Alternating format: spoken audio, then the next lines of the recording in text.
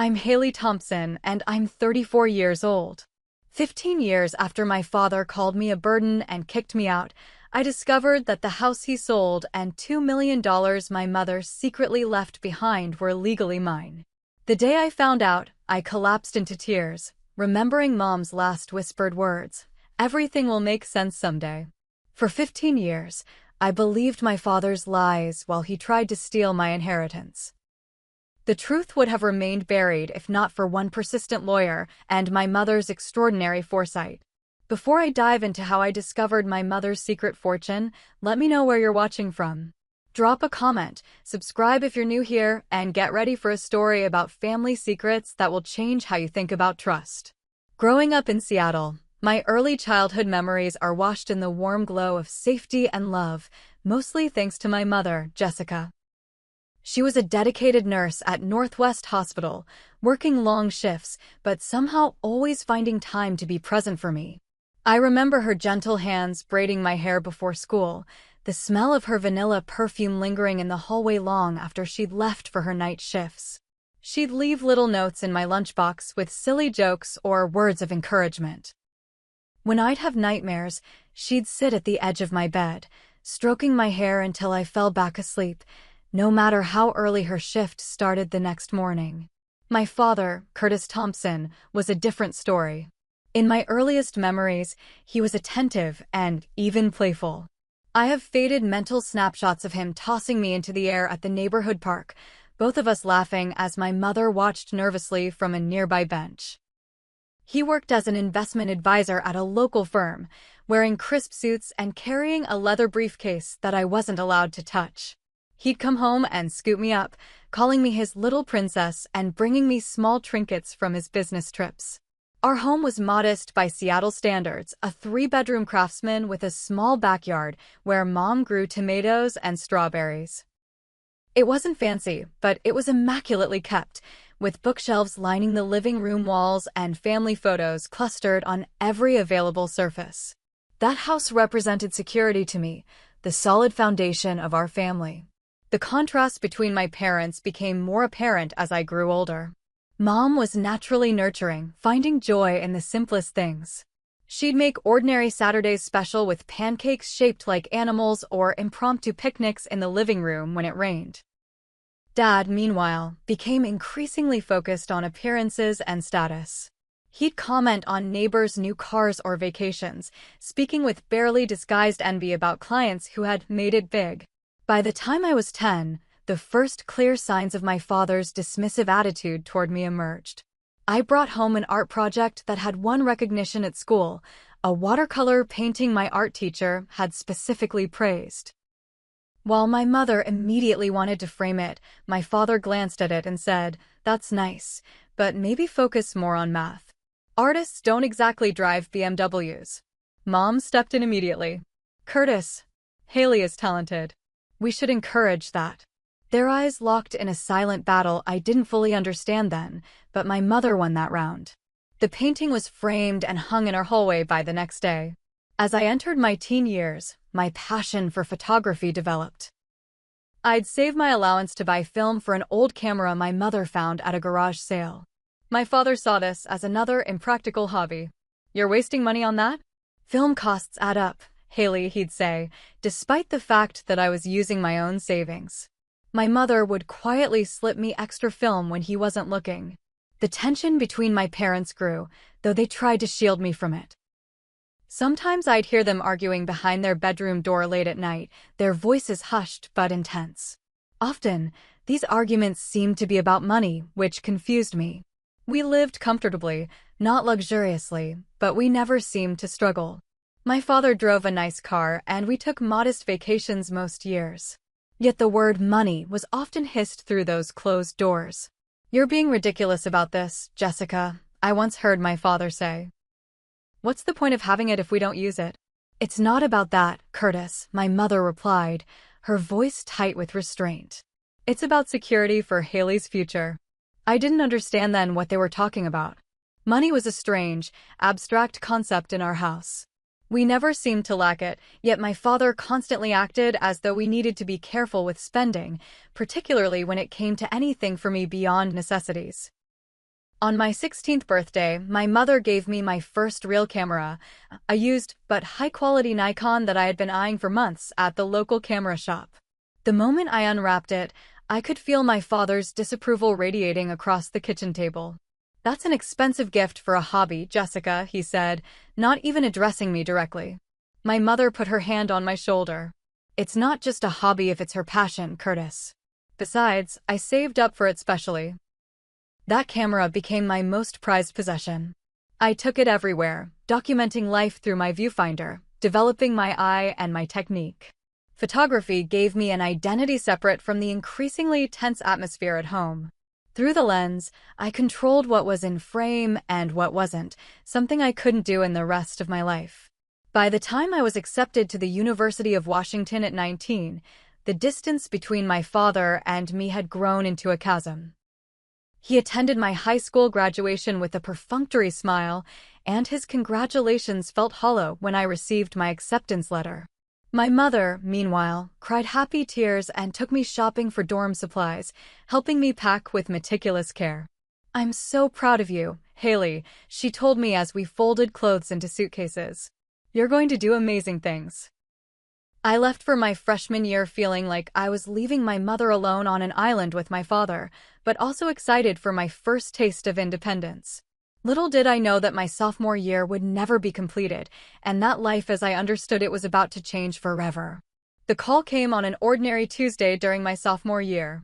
I was walking across campus, planning my photography project for midterms when my phone rang. My father's name on the screen was unusual enough to make me stop walking immediately. "Your mother collapsed at work," he said without preamble. "They've taken her to Northwest. You should come." The 3-hour gap between that call and arriving at the hospital remains a blur in my memory. I remember throwing clothes into a bag, the bus ride that felt eternal, and the antiseptic smell that hit me when I finally pushed through the hospital doors. My mother, who had spent decades caring for patients in these very halls, now lay pale against white sheets. The diagnosis came like a physical blow: advanced pancreatic cancer. Terminal. The doctor spoke gently about months, not years, while my father stood silently by the window, looking out at the Seattle skyline rather than at my crumbling mother. "This is impossible," I said, my voice barely audible. She wasn't even sick. But she had been, I learned. She'd been ignoring symptoms, attributing fatigue to long shifts, dismissing pain as normal aging. By the time she couldn't ignore it anymore, the cancer had already spread. What struck me immediately was my father's strange detachment. While I collapsed into tears by my mother's bedside, he maintained a composed, almost businesslike demeanor, discussing treatment options with doctors as if they were talking about investment strategies. There was concern there, yes, but something was missing. The devastation that should accompany the news that your partner of 25 years was dying. I made the decision that night to take a leave of absence from school. My mother protested weakly from her hospital bed. "Your education comes first, Haley. I won't let this derail your future." "Mom, there will be time for school later," I insisted, holding her increasingly frail hand. "Right now, I need to be here." The next few months became a new routine of hospital visits, home care, and hushed conversations about comfort rather than cure. My father maintained his work schedule, citing the need for health insurance and income, leaving the bulk of my mother's care to me. In truth, I was grateful for the time alone with her, even under these circumstances. During those months, we had conversations we'd never had before. She told me stories of her own youth, her dreams of becoming a photographer that she'd set aside for nursing, which felt more practical. She shared wisdom about love, friendship, and finding purpose. But there were also moments when she seemed on the verge of telling me something important, only to retreat into vague reassurances. "There are things I've arranged, Haley," she said one afternoon as we sat in the garden during a rare good day. "Things that will make sense when the time is right." When I pressed her, she smiled tiredly. "Just know that I've always tried to protect you, even from things you didn't know needed protecting from." During this period, a lawyer named Amelia Garrison visited our home 3 times. Each time, my father was at work, and I was asked to give them privacy. I thought little of it then, assuming it was standard end-of-life legal matters. Only years later would I understand the significance of those meetings. As spring turned to summer, my mother's condition deteriorated rapidly. One evening, as I adjusted her pillows, she gripped my wrist with surprising strength. "Promise me you'll go back to school after everything," she insisted. "Your photography, your education, don't give those up. Promise me." "I promise, Mom," I said, fighting back tears. "Everything will make sense someday," she whispered, a phrase she'd repeat several more times in her final days. The end came on a quiet Sunday morning in July. I was holding her hand, my father dozing in the chair by the window. She simply stopped breathing, slipping away so peacefully that for a moment, I didn't realize what had happened. The silence in the room became absolute as the rhythmic beep of the heart monitor flattened into a single tone. My father handled the funeral arrangements with the same detached efficiency he'd shown throughout her illness. When I suggested a celebration of life with her many friends and colleagues from the hospital, he insisted on keeping it simple and private. "Your mother wouldn't want a fuss," he said firmly. The funeral was indeed sparse, with just a handful of attendees. I felt hollow inside as I watched my mother's casket lowered into the ground, wondering why my father seemed more inconvenienced than bereaved. 2 weeks after the funeral, true to my promise, I returned to college. I moved through my days in a fog of grief, going through the motions of classes and assignments without really engaging. Photography, once my passion, became mechanical. I took pictures because I had promised my mother I would continue, not because I felt the joy in it anymore. I didn't know then that my mother had set wheels in motion that wouldn't complete their turn for 15 years. I didn't know that her cryptic words about things making sense someday weren't just the comfort of a dying woman, but a promise that would eventually be fulfilled. 3 years later, I graduated with my degree in visual arts, specializing in photography. The day was bittersweet, pride in my accomplishment mixed with the aching absence of my mother. My father attended the ceremony, but left immediately after, citing a work commitment. I celebrated with friends that evening, then took the bus home the next day, looking forward to a brief stay before moving to Portland where I'd lined up an interview at a photography studio. When I arrived at our family home, I was met with a scene that stopped me in my tracks. The living room was filled with cardboard boxes, some sealed with packing tape, others still open.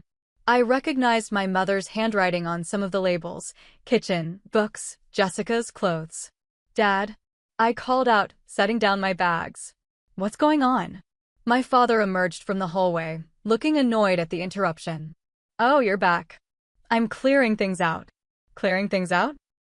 I repeated, moving toward a box containing photo albums. "These are Mom's things. And she's been gone for 3 years," he said matter-of-factly. "It's time to move on. I'm thinking of downsizing." The casual dismissal of my mother's memory hit me like a physical blow. "You could have waited until I was here. Some of these things might be important to me." His expression hardened. "Look, Haley, I've supported you through college, which wasn't cheap. Your mother always insisted on sending you to that expensive program rather than something practical. Do you have any idea what a financial burden you've been?" The word burden echoed in the room. Financial burden. As if my education, my existence, had been nothing but a drain on him. "What are you talking about?" I asked, genuinely confused. "Mom wanted me to go to college. She made me promise. Your mother had impractical ideas about a lot of things," he cut in. "The reality is, we stretched ourselves thin for years because of her insistence on your art school." This revelation didn't align with anything I understood about our family finances.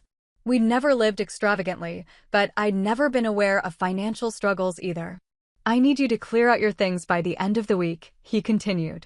"I'm putting the house on the market." "You're selling our home?" I couldn't process what I was hearing. "Where am I supposed to go?" "You're 22, Haley. Most adults your age are living independently. You have a degree now, supposedly. It's time you stood on your own 2 feet." The conversation devolved further, with my father revealing layers of resentment I never knew existed. He claimed they'd drained savings and taken second mortgages to cover my education and my mother's medical bills. He spoke as if my mother's illness had been an inconvenience rather than a tragedy. "Your mother's medical bills nearly bankrupted us," he said. "The insurance didn't cover everything, and then there were the experimental treatments she insisted on trying." I stood there, tears streaming down my face, as he dismantled not only my immediate future, but my understanding of the past. "Get your things and be out by Sunday," he finished coldly. "I've carried this burden long enough." The next few days passed in a traumatic blur. I packed what I could into my car. Clothes, my camera equipment, and whatever mementos of my mother I could salvage. When I asked for her jewelry box, containing pieces I remembered her wearing throughout my childhood, my father claimed he'd already sold most of it to cover debts. "The sentimental value doesn't pay bills, Haley," he said dismissively. I left that Sunday without saying goodbye, driving to Portland with tears blurring my vision and a hollowness in my chest that felt permanent. Within a week, I'd found a tiny studio apartment that consumed most of my savings for the security deposit. The photography assistant job I'd lined up paid barely above minimum wage, but it was a start. Over the following months, I learned that the family home had indeed been sold. My father had moved to a luxury condo in downtown Seattle. When I called to ask for my mother's remaining personal items, photos, letters, anything he might have kept, he brushed me off. "I got rid of most of that stuff," he said. "Too many painful memories." It was the last conversation we had for years. I blocked his number and focused on building my life from scratch. The student loans that I'd taken out weighed heavily on me, especially given my entry-level salary. There were months when I had to choose between paying the full loan payment and buying groceries. Gradually, I built a career in commercial photography. From assistant, I became an associate photographer, then started freelancing for local businesses and eventually magazines. I developed a distinctive style that emphasized authenticity and natural light. By my late 20s, I was making a decent living, though nowhere near wealthy. Throughout this time, I avoided anything to do with my father. Through mutual acquaintances, I learned he had remarried quickly less than 2 years after my mother's death. To a woman named Diane who came from money. They traveled extensively, posting photos from exotic locations on social media accounts I eventually stopped checking. The word burden followed me through these years, an unwelcome shadow that colored my perceptions of myself and my relationships. I kept people at a distance, afraid to become too dependent or attached. I lived modestly, always saving for an emergency, perpetually afraid of becoming financially vulnerable. I never spoke about my family situation to friends or colleagues. As far as most people knew, both my parents had died, a simplification that was easier than explaining the complicated truth. On the surface, I was a successful, independent woman building a career I loved. Inside, I carried wounds that had never properly healed and questions that had never been answered. 15 years after my mother's death, my life had settled into a comfortable rhythm. At 34, I owned a small but thriving photography business in Portland, specializing in commercial work for local businesses and the occasional magazine spread. My apartment was modest, but filled with art and plants, a sanctuary I had created for myself. While I dated occasionally, I had never quite managed to build a relationship that lasted, always holding back a part of myself, afraid to become too vulnerable.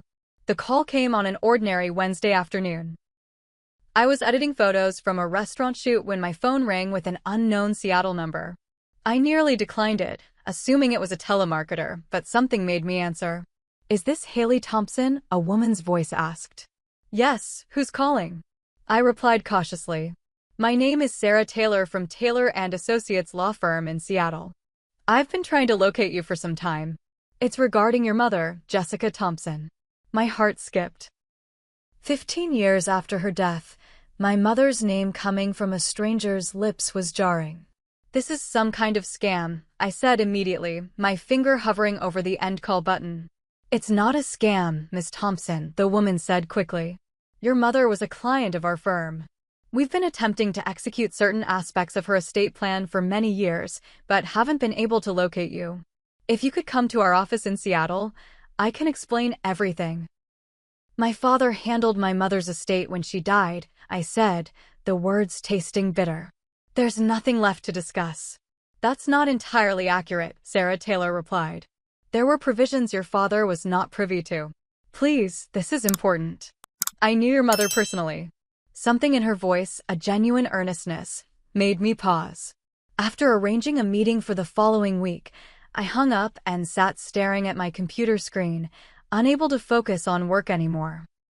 Could this possibly be legitimate? Or was it an elaborate con, preying on my lingering grief? The following Monday, I found myself in a wood-paneled office in downtown Seattle, facing an elderly woman with silver hair and kind eyes. Sarah Taylor appeared to be in her 70s, with the sharp gaze of someone who had spent decades parsing legal complexities. "Thank you for coming, Ms. Thompson," she said, gesturing to a chair. "I've been trying to find you for a very long time." "Why couldn't you find me?" I asked. "I'm not exactly hiding.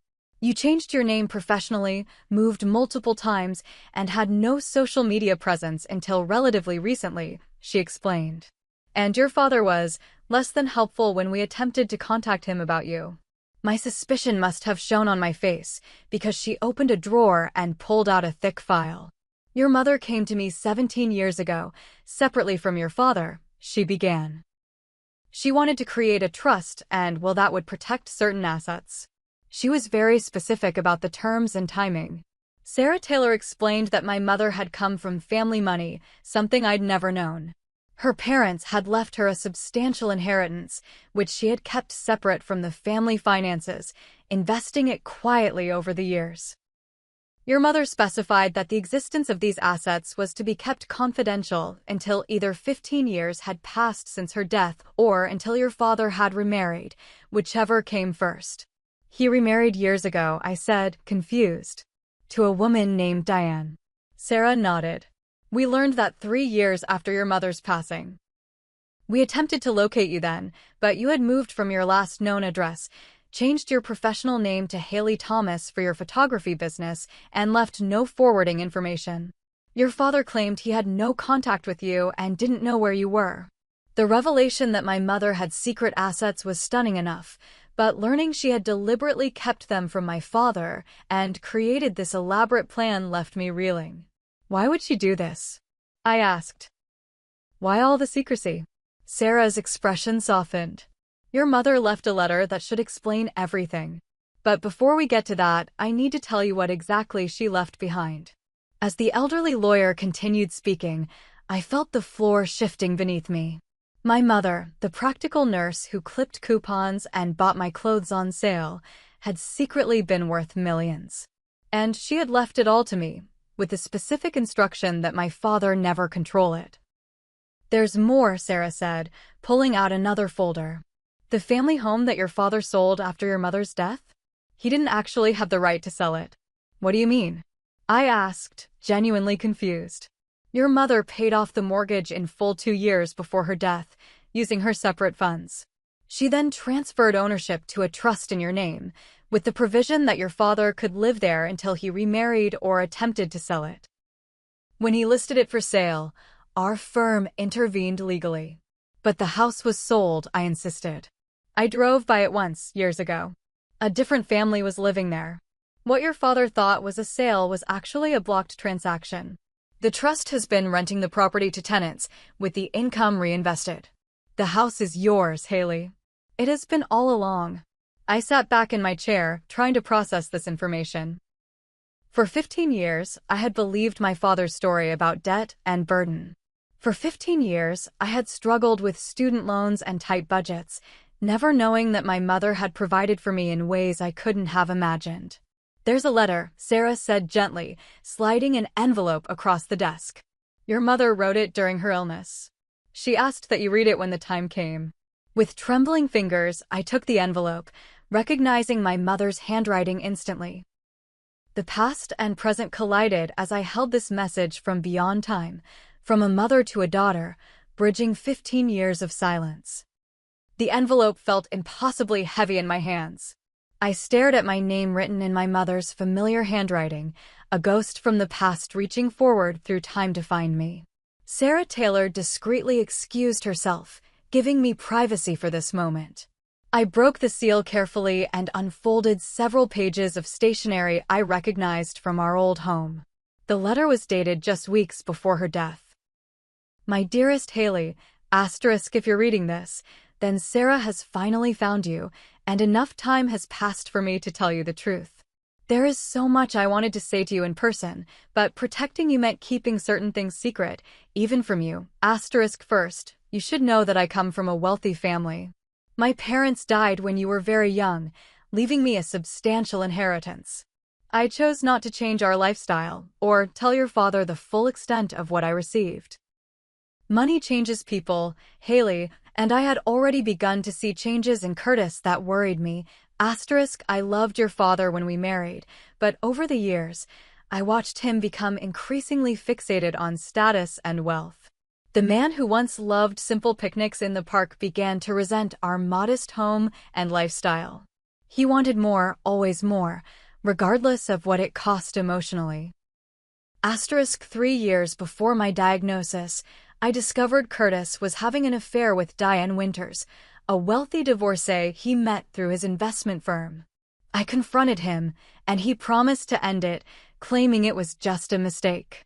I wanted to believe him, for your sake. But I also began to protect myself and you financially. Asterisk, I paid off our home mortgage without telling him, transferring the deed to a trust in your name. I created a separate investment account for your college education and future security. When I became ill and realized I might not survive, I accelerated these plans, working with Sarah to ensure that you would be provided for no matter what happened. Asterisk, I suspected that once I was gone, Curtis would try to access these funds and possibly push you out of his life. He had been planning his exit for years, waiting until you were in college. My illness accelerated his timeline, but complicated his plans. Asterisk, I'm so sorry for the pain you must have endured. I hoped that Curtis would rise to the occasion after my death, that fatherly love would prevail.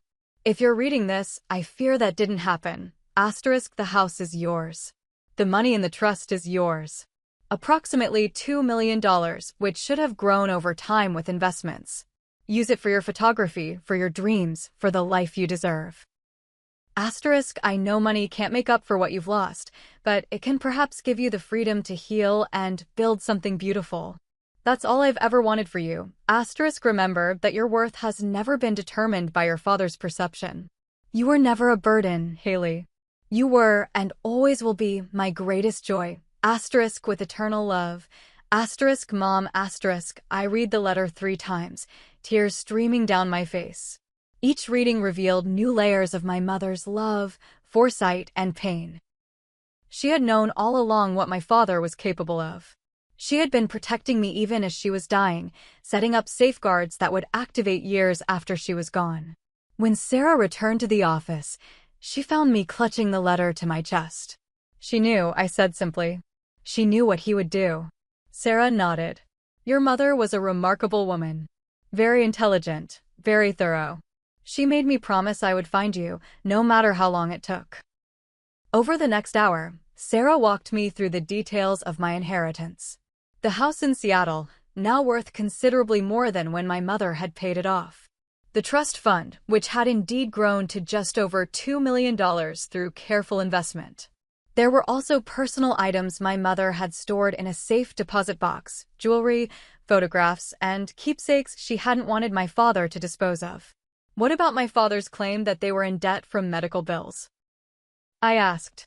Sarah's expression hardened slightly. Your mother's medical care was fully covered by her insurance and her own separate funds.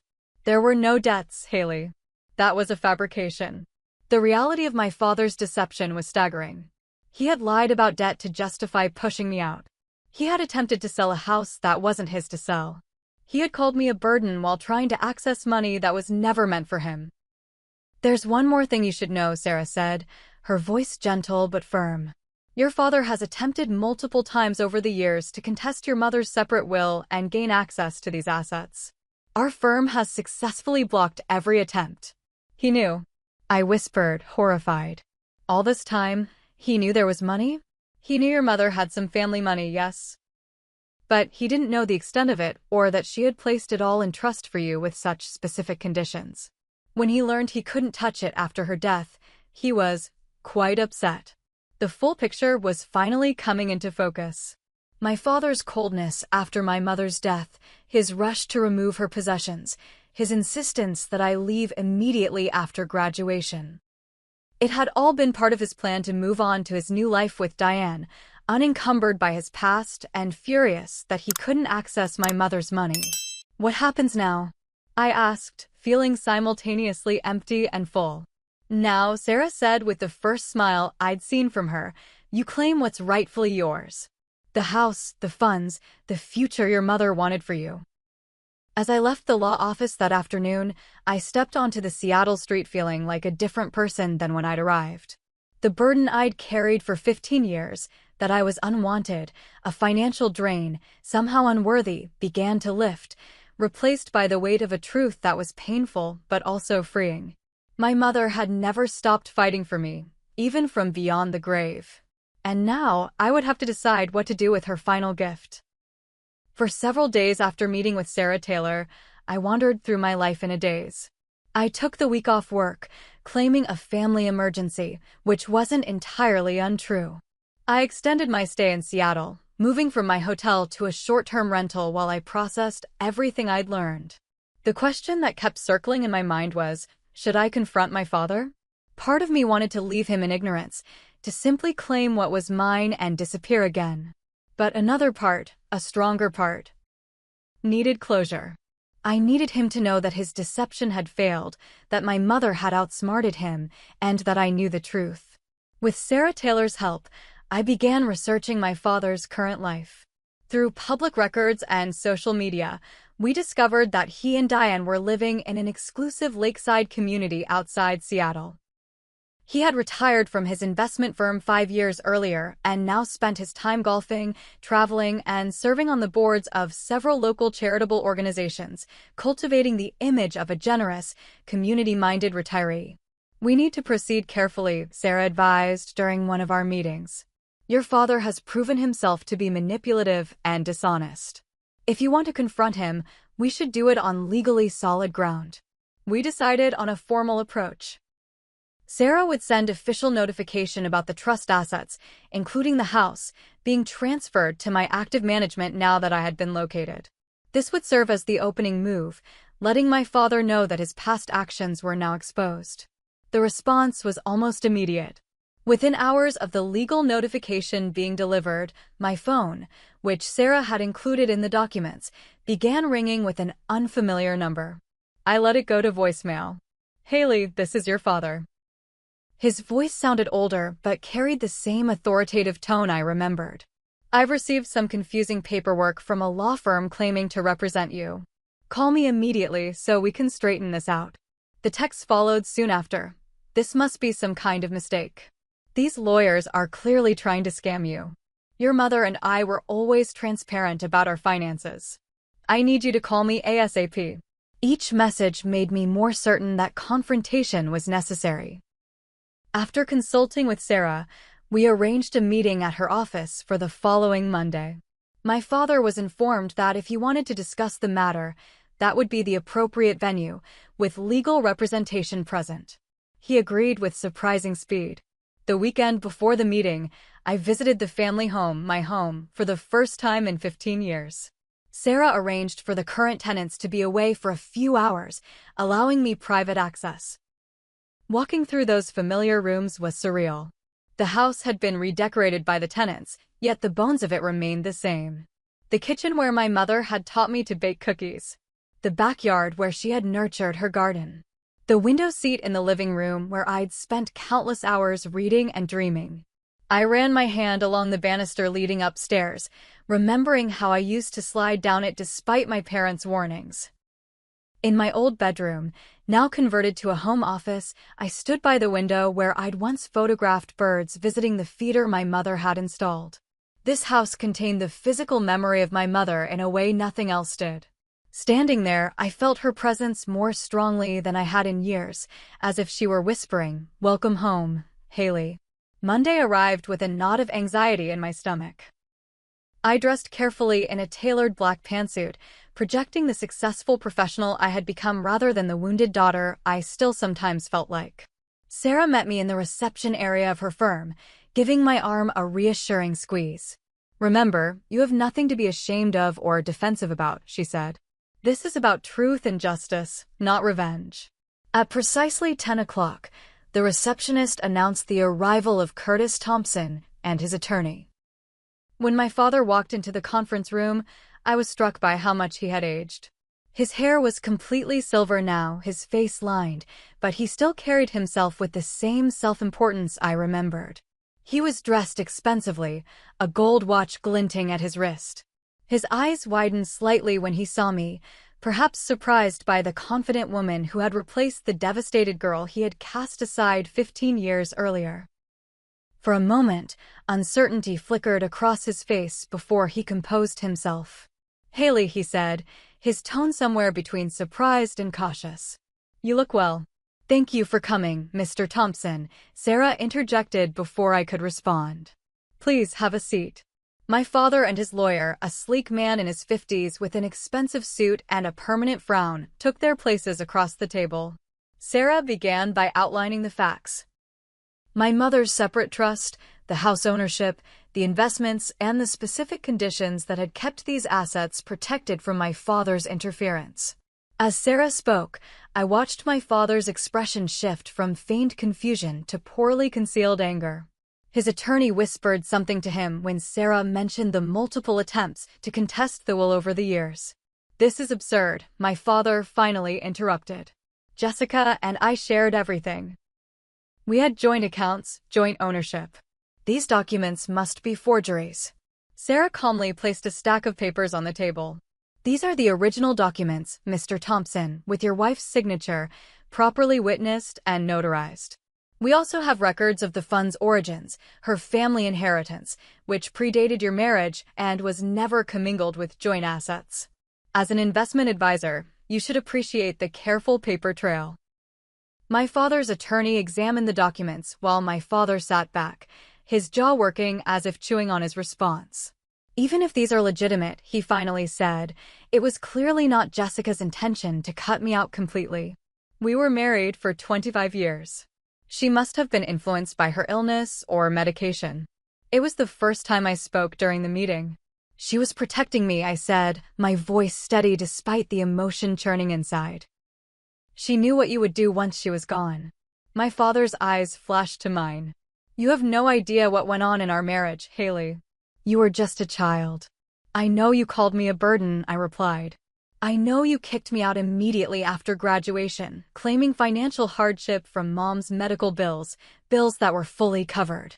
I know you tried to sell a house that wasn't yours to sell." His face flushed red. "You have no proof of any of that." "Actually," Sarah interjected, "we have quite a bit of documentation regarding your attempts to sell the property and access the trust funds. We also have testimonials from neighbors about Ms. Thompson being asked to leave the family home shortly after her college graduation." My father leaned forward, switching tactics. "Look, Haley, there have clearly been misunderstandings on both sides. I was grieving too, in my own way. Perhaps I wasn't as supportive as I could have been after your mother's death." The audacity of this understatement after 15 years of abandonment was breathtaking. "You told me we were in debt," I said quietly. "You made me believe I was a financial drain. I struggled for years with student loans while you were living in luxury with Diane. There was no misunderstanding. You lied to me." For a moment, something like shame crossed my father's face, quickly replaced by defensiveness. "Your mother should have been honest with me about her finances," he countered. "She knew how hard I worked, how much I sacrificed. That money should have been used to improve our lives together." "So you admit you knew she had family money?" Sarah asked quickly. My father realized his mistake too late. His lawyer put a warning hand on his arm, but he was too angry to heed it. "Of course I knew. Her parents left her a decent inheritance, but she was always so secretive about it, so controlling. She'd only use it for Haley's education or her precious house improvements. Never for the things I wanted: the vacations, the club memberships, the lifestyle we deserved." The truth was finally out in the open. My mother hadn't kept her inheritance secret. She had simply refused to spend it the way my father wanted. And after her death, he had expected to finally control it all. Mr. Thompson, his lawyer said firmly, I advise you not to continue this line of discussion. But my father was on a roll now, years of resentment spilling out. Do you have any idea what it was like, Haley? Working with clients who had everything, coming home to Jessica's insistence on living like we were middle class? She could have used that money to help me advance, to make connections. Instead, she hoarded it for you. She protected it for me, I corrected him. And she was right to do so. My father's attorney was now visibly uncomfortable. Perhaps we should take a brief recess. I want what's rightfully mine, my father interrupted. Half of Jessica's estate, at minimum. I'll contest this all the way to the Supreme Court if I have to. Sarah remained unruffled. You've already tried to contest it 3 times, Mr. Thompson. The trust is ironclad. The conditions were clearly established while your wife was of sound mind, with multiple witnesses. Additionally, you signed a prenuptial agreement with Diane Winters that effectively severed any remaining claims you might have had to Jessica's estate. At the mention of the prenuptial agreement, my father fell silent. His lawyer whispered urgently to him, and I could see his shoulders slump slightly as the reality of his situation sank in. What do you want, Haley? He finally asked, his voice quieter now. Money? Is that why you've come back after all these years? I met his gaze steadily. I didn't come back for anything. I didn't even know there was anything to come back for until Sarah found me. I built my life without your help, despite your cruelty. Then what is this about? He demanded. Truth, I said simply. Mom deserved to have her wishes honored. And I deserved to know that I was never the burden you claimed I was. The meeting concluded shortly after, with my father and his lawyer leaving first. Before he walked out, my father paused at the door. For what it's worth, Haley, I did love your mother. In my way. I didn't respond. Some wounds are too deep for simple apologies, some betrayals too fundamental for easy reconciliation. As the door closed behind him, I felt a complex mixture of emotions, vindication, lingering anger, but also, surprisingly, relief. The confrontation I had feared for so long was over, and I had emerged stronger for it. He'll try again to challenge the trust, Sarah warned after they had left. He's not the type to give up easily. Let him try, I said with newfound confidence. Mom outsmarted him. We'll keep it that way. Sarah smiled at me with something like pride. Your mother would be very pleased to see you now, Haley. Very pleased indeed. 1 month after the confrontation with my father, I stood in the empty living room of my childhood home, now truly mine in every sense. The previous tenant's lease had ended, and I had decided not to renew it immediately, giving myself time to decide what this house would mean in my future. Sunlight streamed through the bay windows, catching dust motes in its golden beams. I had hired cleaners, but the house still held the lingering scent of strangers' lives. I moved through the room slowly, reacquainting myself with their dimensions, noting what had changed and what remained the same. In my parents' former bedroom, my mother's room, I corrected myself mentally. I ran my hands along the built-in shelves my mother had loved. On a whim, I pressed against the back panel of the lowest shelf, remembering a trick my mother had shown me once when I was very young. To my surprise, it still moved, revealing a small hidden compartment. Inside was a metal box I had never seen before. With trembling hands, I lifted it out and carried it to the window seat. The key was taped to the bottom, just as my mother would have arranged it, practical even in secrecy. When I opened it, I found a treasure trove of memories, photographs I had never seen, letters from my grandmother to my mother, and a smaller envelope with my name on it, another letter, different from the one Sarah had given me. My sweet Haley, if you found this box, then you've remembered our special hiding place. There are things I couldn't put in my official letters, things too personal for lawyers and documents. I want you to know that the years I spent raising you were the happiest of my life. Every school play, every photograph you took, every time you crawled into my bed during a thunderstorm, these moments were my true wealth. I made mistakes in my marriage. I stayed too long with a man who had changed from the person I fell in love with. I kept secrets when perhaps honesty would have been better. But I never, ever regretted a single sacrifice I made for you. Asterisk, the house is yours now. Make it a home again, either for yourself or for someone else who needs it. The money is yours too. Use it wisely, but don't let it define you. Remember that you made your own way before you ever knew about this inheritance. That strength is yours forever. Asterisk, I love you endlessly. Asterisk, Mom. Asterisk, along with the letter were photographs I had never seen. My mother as a young woman, carefree and laughing at a beach. My parents on their wedding day, looking genuinely happy. My mother holding me as a newborn, her expression one of pure wonder. These glimpses into her life before mine, and the early days of our family before things soured, were priceless. Over the next few weeks, I divided my time between Portland, where I was wrapping up ongoing photography projects, and Seattle, where I was reimagining my childhood home.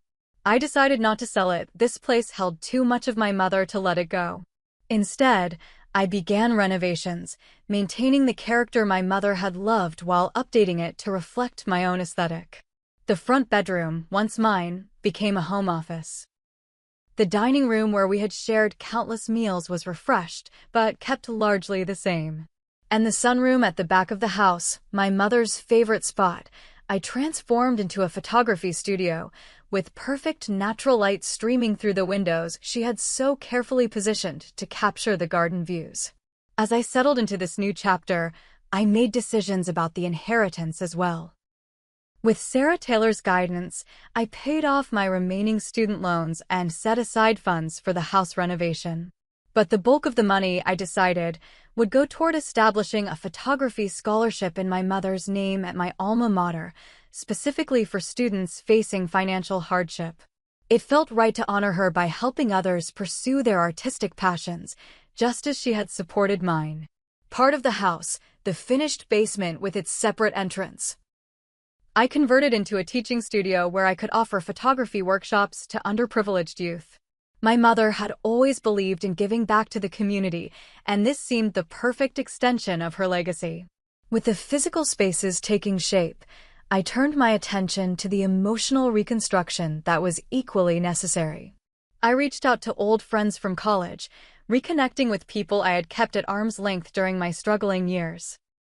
I joined a therapy group for adults dealing with parental estrangement, finding solace in shared experiences and healing strategies. In one particularly powerful session, the therapist asked us to write letters to our estranged parents, not to send, but to express the feelings we had carried for so long. As I wrote to my father, I realized something surprising. Beneath the anger and hurt, I felt pity for him. He had been married to a remarkable woman, but had been too blinded by materialistic desires to appreciate her. He had a daughter who would have loved him unconditionally, yet he had measured her worth only in terms of cost and benefit. Your father made his choices, my therapist said when I shared this insight. And in doing so, he lost the true treasures in his life. This perspective helped me move toward a kind of forgiveness, not for his benefit, but for my own. I would never forget what he had done, but I could choose not to let it define me any longer. 6 months after moving back to Seattle, I hosted a housewarming gathering. Old college friends, new colleagues from the photography community, and neighbors filled the rooms with laughter and conversation. As I moved through the crowd, accepting congratulations and sharing stories about the renovation process, I caught sight of a photograph I had placed on the mantel. My mother in her garden, smiling directly at the camera. In that moment, I felt her presence more strongly than I had in 15 years. Later that evening, after the last guest had left, I sat in the window seat with a cup of tea, looking out at the Seattle skyline glittering in the distance. The house felt alive again, filled with new energy while still honoring its past. My phone buzzed with a text from Sarah Taylor. Your mother would be so proud of what you've done with everything she left you. As I typed my reply, I realized the profound truth in those words. My mother had left me far more than a house and money. She had given me an example of strength, foresight, and unconditional love. She had shown me that true wealth isn't measured in dollars, but in how we care for the people who matter to us. She had protected me even when she knew she wouldn't be there to see the results. The greatest lesson from this 15-year journey wasn't about inheritance or justice, but about worth. For years, I had carried my father's judgment that I was a burden, a drain, something to be discarded when convenient. My mother's posthumous gift wasn't just financial security, it was the irrefutable evidence that I had always been valued, always been worthy of protection and love.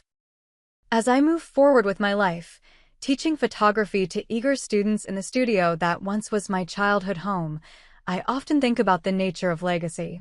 My father, with all his focus on wealth and status, will leave behind little of true value. My mother, who died too young, continues to touch lives through the scholarship bearing her name and through the lessons she imparted to me. The greatest inheritance wasn't the money or the house, but finally understanding my own worth. Something my mother knew all along. If you've ever been made to feel like a burden by someone who should have treasured you, I hope my story reminds you that other people's judgments don't define your value. Have you experienced something similar, or are you still healing from family wounds? Share your story in the comments below, and let's build a community of support. Don't forget to subscribe for more real-life stories of resilience and redemption, and give this video a thumbs up if it resonated with you. Remember, sometimes the truth takes time to emerge, but healing is always possible. Thank you for being here with me today.